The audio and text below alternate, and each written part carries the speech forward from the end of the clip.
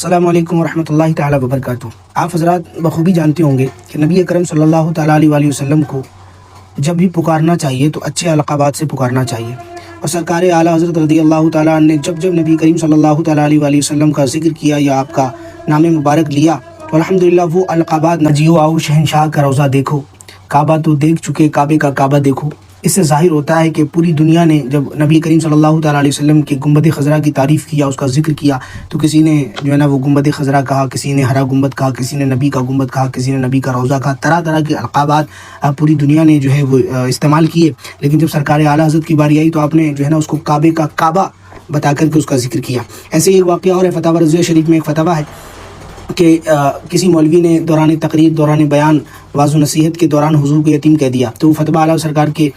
دیار میں لایا گیا اور پوچھا گیا کہ حضور ایک مولوی نے یتیم کہہ دیا، بتاؤ اس پر کیا حکم لگتا ہے؟ تو اعلیٰ حضرت سرکار کا قلم جو ہے وہ جھوم کر کے کہنے لگا کہ اس مولوی کو نام بھی لینا نہیں آتا ڈھنگ سے، حضور کا نام ایسے لیا جاتا ہے، حضور کا نام اس کو لینا تھا تو پھر ایسے لیتا، حضور اقدس قاسم النعیم مالک الارض رقاب امم موتی منیم قسم قیم ولی والی علی علی کاشف القرب رافع الرتب معین کافی حفیظ وافی شفیع شافی عفو عافی غفور جمیل عزیز وہاب کریم غنی عظیم خلیفہ مطلق حضرت رب مالک الناس دیان العرب رفیع المثل ممتنع الامثال ولی الفضل جلی الافضال صلی اللہ تعالیٰ علیہ وسلم، اور ایسے بہت سارے فتاوی اعلیٰ حضرت سرکار کا، اور پوری زندگی تعریف کی، اور وہ تعریف جو حق ادا ہو گیا حضور کی تعریف کرنے کا۔ ساری تعریف کرنے کے بعد بھی جو ہے نا اعلیٰ سرکار نے کیا فرمایا؟ اے رضا خود صاحب قرآن مداح حضور، تجھ سے کب ممکن ہے پھر مدحت رسول اللہ کی، مطلب کہا کہ تیری بس کی بات نہیں ہے کہ تو حضور کی تعریف کرے، وہ تو خود قرآن اور خود صاحب قرآن حضور کی تعریف کر رہا ہے۔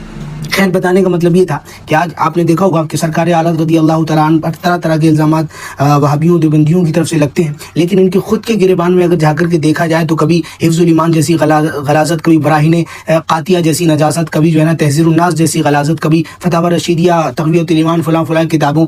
کو دیکھنے کو مل جائے گا کہ حضور صلی اللہ تعالیٰ علیہ وسلم کی شان اقدس کے خلاف ان لوگوں نے کیسے کیسے گھٹیا الفاظ یوز کیے ہیں۔ خیر، حفظ الایمان، براہین قاطعہ، تقویۃ الایمان، فلاں جو کتابیں میں نے بھی بتائیں، ان پر الحمدللہ میں بہت پہلے جو ہے نا وہ کلام بھی کر چکا ہوں اور آپ حضرات کو وضاحتاً بتا بھی چکا ہوں، اور انشاءاللہ تعالیٰ آخری سانس تک بتاتا بھی رہوں گا دھیرے دھیرے جتنا ہو سکے گا۔ ابھی جو موضوع ہے وہ یہ ہے کہ کیا حضور نبی کریم صلی اللہ تعالیٰ علیہ وسلم کے لیے بڑے بھائی کا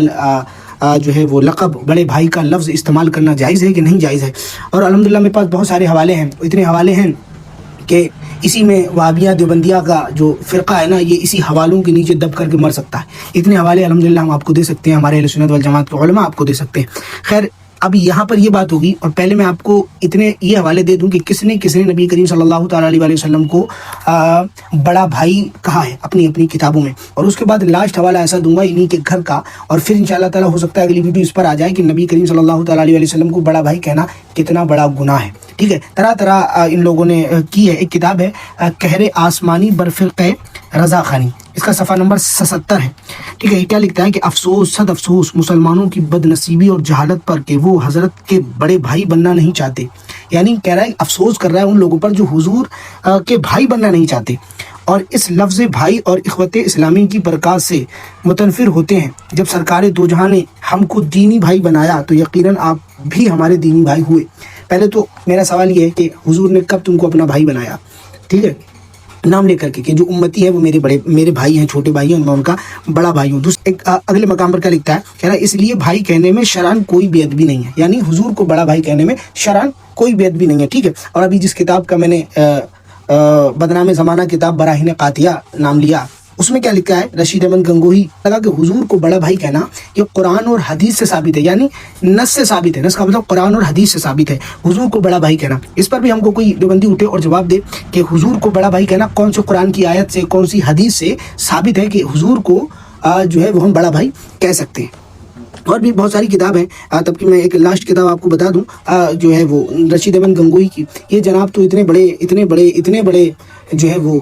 کذاب اعظم کہہ لیا جائے نکلے ہیں کہ انہوں نے تو حضور صلی اللہ تعالیٰ علیہ وسلم پر ایک حدیث جھوٹی کر دی۔ اس میں کیا لکھا کہ اور بڑا بھائی کہنا بھی نفس بشریت کی وجہ سے ہے، نائب کہ بشریت ایسی ہے چونکہ حدیث میں آپ نے خود ارشاد فرمایا تھا کہ مجھ کو بڑا بھائی کہو، مجھ کو بھائی کہو۔ ایسی کون سی حدیث ہے اس میں حضور نے فرمایا کہ سارے امتی مجھ کو اپنا بھائی کہو؟ ہاں، کسی مخصوص شخص کے بارے میں کہہ دیا ہوگا کہ تم میرے بھائی ہو. حضرت علی سے کہا کہ وہ ایک حدیث کریمہ ہے کہ حضور نے سارے صحابہ کو بلایا اور کہا تم دونوں آپس میں بھائی ہو, تم دونوں آپس میں بھائی ہو, تم دونوں آپس میں بھائی ہو. جب نبی کریم صلی اللہ تعالیٰ علیہ وسلم نے سب کو جو ہے نا آپس میں بانٹ دیا, حضرت مولا کائنات اکیلے بچے. حضرت علی آئے, کہا حضور آپ نے سب کو تو بڑا بھائی, سب کو بھائی دے دیا, سب کو میں کس کا بھائی ہوں, میں تو تنہا تنہا رہے گا. تو حضور نبی کریم صلی اللہ تعالیٰ علیہ وسلم کا یہ دیکھیں محبت دیکھیں حضرت علی سے. حضرت علی کے بارے میں فرمایا حضور نے انت اخی فی الدنیا والآخرہ, تو دنیا میں اور آخرت میں میرا بھائی ہے. یعنی میں نے تجھے کسی صحابی کا بھائی نہیں بنایا, میں نے تجھے اپنا بھائی بنایا ہے. تو یہ حضرت علی کے لیے خصوصیت ہے. یہ اب کوئی رشید احمد گنگوئی جیسا کہے کہ نہیں حضور نے دنیا اور آخرت میں ہم کو اپنا بڑا بھائی, ہم کو چھوٹا بھائی مان لیا, ہم حضرت علی کو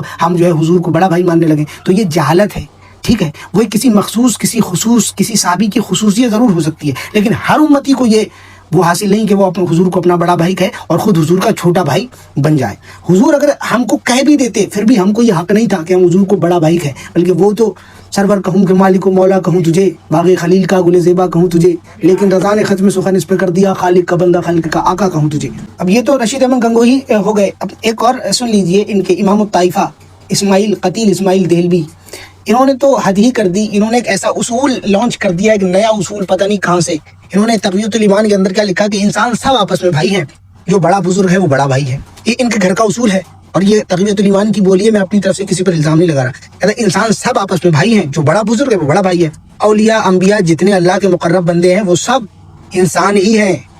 اور بندے عاجز اور ہمارے بھائی, مگر ان کو اللہ نے بڑائی دی, وہ بڑے بھائی ہوئے. نے کہا انسان سارے آپس میں بھائی ہیں, یعنی کہ ابو جہل, عتبہ, شیبہ, ابو لہب, جتنے بھی ہیں نا یہ اسماعیل دہلوی اور دیوبندیوں کے بھائی ہیں, کیونکہ وہ بھی انسان ہیں اور یہ بھی انسان ہے, اور یہ گھر کا تمہارے اصول ہے. ٹھیک ہے, یہ جتنے بھی ہوئے, فرعون, نمرود, یاجوج ماجوج, شداد, جتنے بھی, قارون, جتنے بھی گزرے سب انسان گزرے ہیں. اور دیوبندیوں کے گھر کا اصول یہی ہے کہ جو انسان ہے وہ سارے آپس میں بھائی ہیں, تو وہ سارے کے سارے تمہارے بھائی ہیں, یہ تمہارا اصول تم کو مبارک ہو. اب آئیے, آپ نے دیوبندیوں کے کچھ اکابرین کی کتابوں سے یہ سن لیا کہ حضور کو بڑا بھائی کہنا چاہیے, اور بلکہ انہوں نے اس پر قرآن و حدیث سے ثابت کیا ہے, کوشش کی ہے, ناکام کوشش, کہ قرآن و حدیث سے کی نص سے ثابت ہے کہ حضور نبی کریم صلی اللہ تعالیٰ علیہ وسلم کو بڑا بھائی کہنا چاہیے. اور ایک نے تو یہاں تک بھی لکھ دیا کہ جو حضور نبی کریم صلی اللہ تعالیٰ علیہ وسلم کو اپنا بھائی نہ مانے وہ بد نصیب ہے, معاذ اللہ رب العالمین. اور پھر اور بڑھے چڑھے رشید احمد کوا خانی, جنہوں نے کوا کھانے کو حلال ہی نہیں بلکہ ثواب بھی لکھا کہ نبی کریم صلی اللہ تعالیٰ علیہ وسلم کے شریعت میں کوا کھانا جائز ہے بلکہ ثواب ہے. ٹھیک ہے, انہوں نے تو نبی کریم صلی اللہ تعالیٰ علیہ وسلم کے اوپر ایک جھوٹ حدیث باندھی کہ حضور نے خود فرمایا کہ مجھ کو بڑا بھائی کو. اب ان سب کی مٹی پلید کرنے کے لیے دو بندیوں کے اکابرین میں سے ایک, جس کا نام اشرف علی تھانوی, حفظ الایمان لکھنے والے, اب اس کا ایک حوالہ سنتے جائیے اور اس ایک حوالے سے الحمدللہ سب کی مٹی پلید ہو جائے گی. کیسے ہوگی وہ ہم آپ کو بتا دیتے ہیں. اشرف علی تھانوی کی ایک کتاب میں کیا کہتے ہیں, سو جاننا چاہیے کہ احادیث میں جو وارد ہوا ہے وہ صحیح ہے, لیکن اس کا موقع استعمال یہ لوگ سے مراد, جس نے حدیث شریف میں پڑھا نا یہ تقویۃ الایمان والا, براہین قاطعہ والا, رشید احمد گنگوہی, تو یہ لوگ سے مراد یہ لوگ دیوبندیوں کے اکابرین. تو کہتا حدیث میں جو وارد ہے وہ تو صحیح ہے, لیکن اس کا موقع استعمال یہ لوگ نہیں سمجھتے ہیں, اور قرآن شریف میں جو انما المومنون وغیرہ وغیرہ وارد ہے اس کا بھی محل ان لوگوں نے نہیں سمجھا, اور قرآن و حدیث کا سمجھنا محاورات عربیہ جاننے پر موقوف ہے. یعنی اشرف علی تھانوی کے نزدیک جتنے بھی حدیث سے یہ استدلال کر رہے ہیں کہ حضور کو بڑا بھائی کو, قرآن و حدیث سے جو استدلال کر رہے ہیں کہ حضور کو بڑا بھائی کہنا ضروری ہے اور جو نہ کہے وہ بد نصیب ہے, وہ سارے کے سارے عربی اصولوں سے ناواقف ہیں, عربی نہیں جانتے. کیونکہ اشرف علی تھانوی نے کہہ دیا کہ قرآن و حدیث کا سمجھنا محاورات عربیہ جاننے پر موقوف ہے, جو محاورات عربیہ جانے گا وہی قرآن و حدیث کو سمجھے گا. اور جو یہ استدلال کرے کہ قرآن و حدیث سے ثابت ہوا کہ حضور کو بڑا بھائی کہو, خود چھوٹے بھائی بن جاؤ, وہ عربی محاورات